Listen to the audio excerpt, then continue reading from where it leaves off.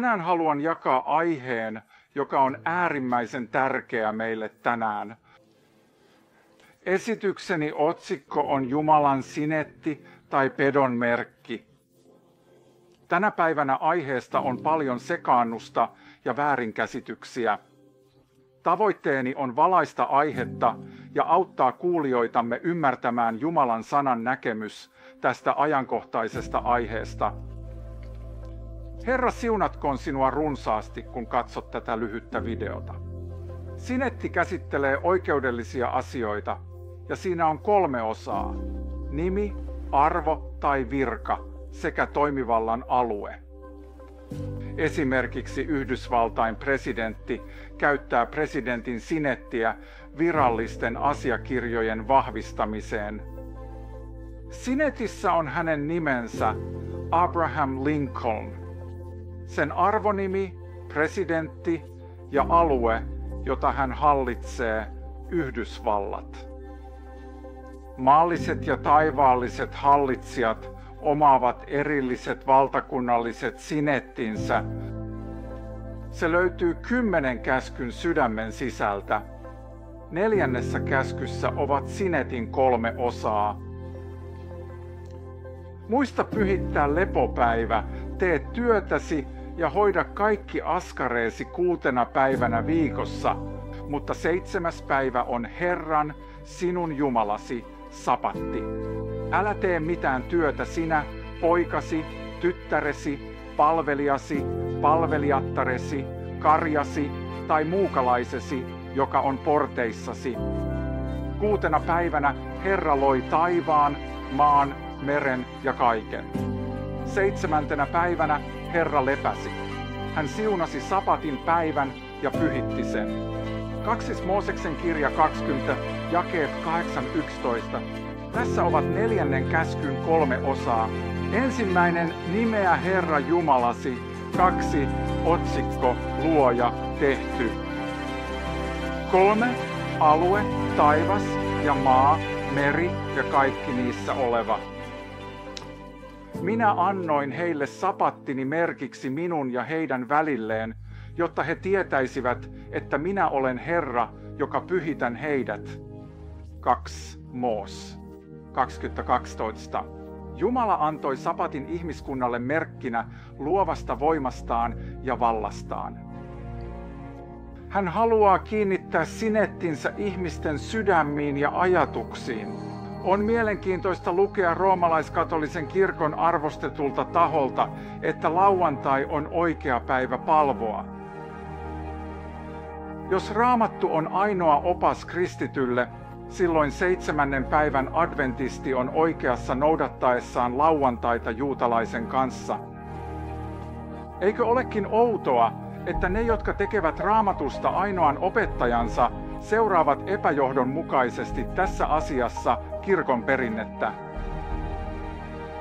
Ketään organisaatiota, joka on muuttanut Jumalan lakia, tiedämmekö? Muista, rakas ystävä, Jumalan moraalilaki, kuten 10 käskyä osoittavat, ei koskaan voi muuttua, mutta joku voi ajatella muuttavansa niitä. Roomalaiskatolinen kirkko myöntää muuttaneensa Jumalan lepopäivän, 7. päivän, sapatin, sunnuntaiksi. Voinko todistaa tämän roomalaiskatolisesta julkaisusta?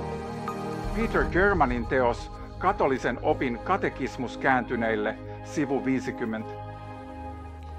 Mikä on sapatin päivä? Kysymys. Vastaus. Selvä kysymys.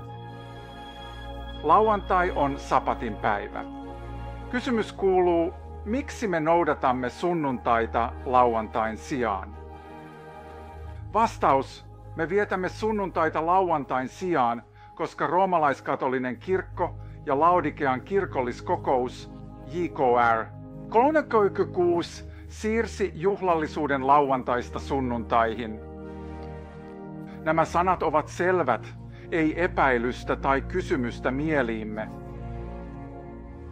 Nyt saatat ihmetellä, mitä protestanttiset kirkot sanovat sapatin päivästä. Tämä on mitä seurakuntalaiset sanovat. On varsin selvää, että kuinka tiukasti tai omistautuneesti vietämmekään sunnuntaita, emme pidä sapattia. Sapatti perustuu tarkkaan jumalalliseen käskyyn. Emme löydä vastaavaa käskyä sunnuntain viettämiseen. Uudessa testamentissa ei ole kohtaa, joka viittaisi minkäänlaisiin rangaistuksiin sunnuntain pyhyyden rikkomisesta. Tohtori R.V. Dale, 10. käsky, sivu 106, nana 7. Mitä presbyteerit sanovat? Uudessa testamentissa ei ole sanaa, ei vihjettäkään työn välttämisestä sunnuntaisin. Askes keskiviikon tai paaston noudattaminen on täsmälleen samalla viivalla kuin sunnuntain noudattaminen. Sunnuntain lepoon ei sisälly jumalallinen laki, kanoni, iiton ja 10 käskyä. Mitä anglikaanit sanovat? Missä meitä kehotetaan pitämään ensimmäistä päivää ollenkaan? Meitä käsketään pitämään 7. päivää, mutta meitä ei missään käsketä pitämään ensimmäistä päivää. Isaac Williams, Selkeät saarnat katekismuksesta, sivut 334-366. Mitä baptistit, luterilaiset, vapaakirkko, episkopaalit, metodistit ja Kristuksen opetuslapset sanovat? He kaikki kirjoittavat kirjoissaan, että siirtymää lauantailta sunnuntaille ei perustella Raamatulla. Tutustukaa aiheeseen perusteellisemmin, tarkistakaa Raamattuanne Jumalan valtuutuksen osalta. Sapatin muutoksesta et löydä sitä. Toisin kuin Jumalan sinetti, roomalaiskatolisella kirkolla on myös valtuuden merkki, joka on sinetin tai merkin laskenta. Katsotaanpa tätä nyt. Pedon merkki. Vastauksena 28. lokakuuta 1895 päivättyyn kirjeeseen kardinaali Gibbonsille, jossa kysyttiin, väittikö kirkko sapatin muutosta omaksi merkikseen, saatiin seuraava lausunto. Tietysti roomalaiskatolinen kirkko väittää, että muutos oli hänen tekoaan ja teko on merkki hänen kirkollisesta vallastaan ja auktoriteetistaan uskonnollisissa asioissa. Tässä vielä yksi lainaus, ja niitä on paljon enemmän. Sunnuntai on meidän valtuutuksen merkkimme. Kirkko yli Raamatun, sapatti siirretty, todiste tuosta todesta asiasta. Tässä on erään kristillisen kirjailijan selitys siitä, mitä tarkoittaa pedon merkin omistaminen. Mutta kun sunnuntain viettäminen pannaan voimaan lailla ja maailma valaistaan totuuden sapatin velvollisuudesta, silloin kuka tahansa, joka rikkoo Jumalan käskyä totellakseen säädöstä, jolla ei ole korkeampaa valtaa kuin Rooman, kunnioittaa siten paavikuntaa enemmän kuin Jumalaa. Hän osoittaa kunnioitusta Roomalle ja voimalle, joka valvoo Rooman asettamaa instituutiota. Hän kumartaa petoa ja sen kuvaa. Kun ihmiset hylkäävät Jumalan laitoksen, jonka hän on julistanut valtansa ja kunniansa merkiksi, ja sen sijaan hyväksyvät Rooman valinnan merkiksi ylivallastaan, he hyväksyvät Rooman uskollisuuden merkin, pedon merkin.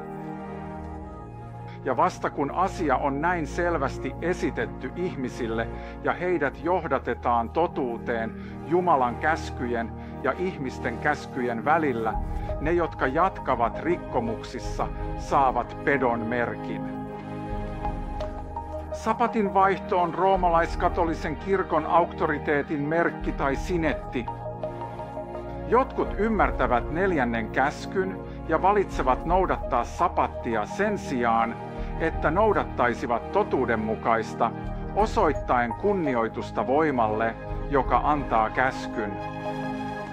Pedon merkki on paavillinen sapatti, joka on hyväksytty maailman toimesta Jumalan pyhittämän päivän tilalle.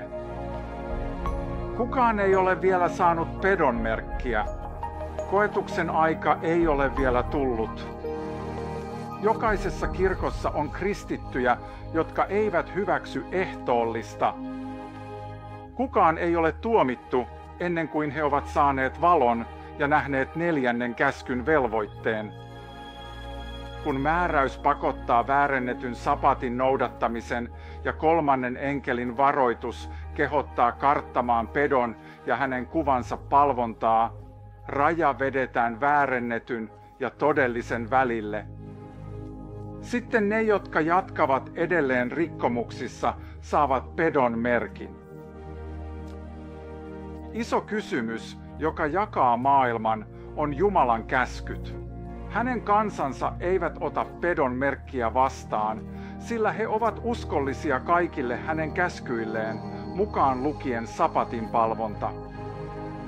Tämä maailma etenee nopeasti kohti lopullista kilpailua, joka ratkaisee kaikkien maan asukkaiden kohtalon.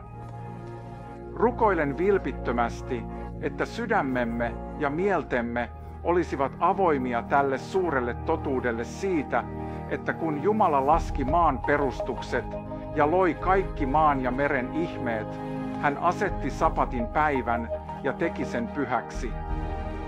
Se oli muistomerkki, joka oli pysyvä aina maan historian loppuun asti. Jumalan lain sinetti löytyy 4. käskystä. Tämä on ainoa käsky, jossa on lainlaatijan nimi ja arvonimi. Se julistaa hänet taivaan ja maan luojaksi, osoittaen näin hänen vaatimuksensa kunnioittaa ja palvoa muita.